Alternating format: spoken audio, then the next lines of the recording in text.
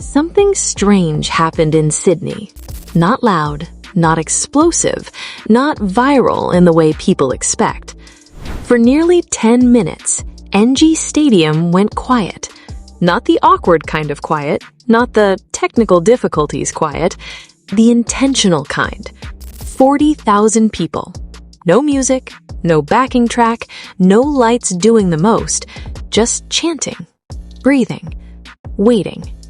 And at the center of it all stood Bad Bunny, doing something that almost no artist at his level ever dares to do anymore. He stopped the show. Shh, turn the volume up, but keep it low.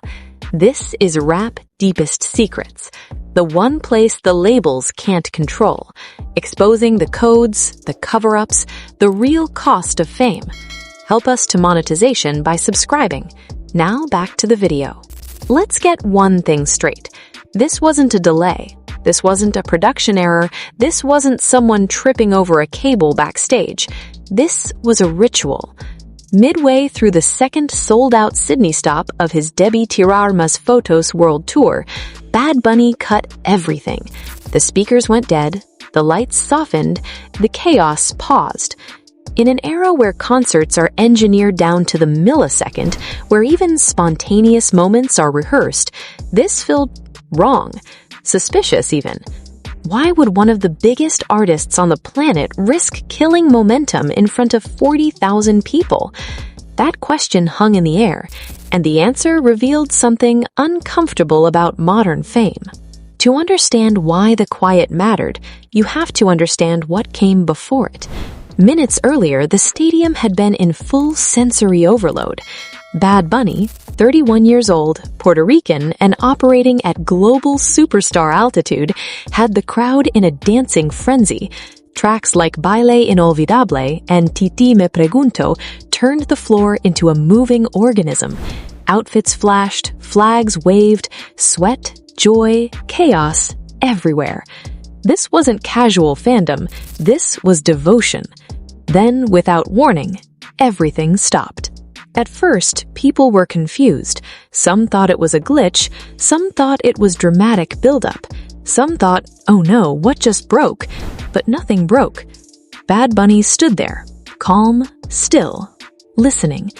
The only sound left was the crowd chanting his name, Benito, over and over. No prompt, no cue. And here's the thing I've learned from watching moments like this unfold over the years. When an artist allows silence at this scale, they're not losing control, they're testing trust. The giant screen zoomed in, not on Bad Bunny, but on the audience. Faces shaking, people crying, hands over mouths. And then it happened. Bad Bunny didn't point randomly, he didn't grab the closest fan, he didn't make it feel like a gimmick. He searched. And when he found one fan, just one, the energy shifted instantly. That fan was pulled on stage, not rushed, not exploited, not turned into content. An embrace followed, a signed hat, a moment so intimate it almost felt invasive to watch. Then Bad Bunny did something even stranger. He let the fans stay. Front row, on stage, best seat in the house for the rest of the night. This moment wasn't about generosity, it was about control. Most artists at this level avoid unscripted interaction because it's risky. A fan might freeze, say the wrong thing, steal focus, break the brand. Bad Bunny didn't flinch. Why? Because he's not afraid of being human in public, and that's rare now. If you're still here, you already feel it. This wasn't just a cute fan moment, it was a statement. About power, about trust, about what happens when an artist doesn't treat fans like background noise. So if you want more breakdowns of moments that look simple but actually expose how culture is shifting, subscribe now, because this is the kind of thing algorithms don't explain, but history remembers. Here's where the perspective shifts. The person witnessing all this, like many in the stadium, wasn't always a Bad Bunny believer. Sure, they'd heard the hits. Sure, they knew the name. But it wasn't until his Super Bowl performance, a celebration of culture, language, and love in a time that feels aggressively dark, that something clicked. That performance didn't just entertain, it invited people in. And Sydney proved it wasn't a fluke. Let's be real for a second. In 2026, audiences are tired. Tired of perfection, tired of branding, tired of being engaged instead of respected. Bad Bunny understood that before most artists did. By stopping the show, he wasn't asking for attention, he was giving it back. That silence told the crowd, you matter as much as the music. And when people feel that, they don't forget it.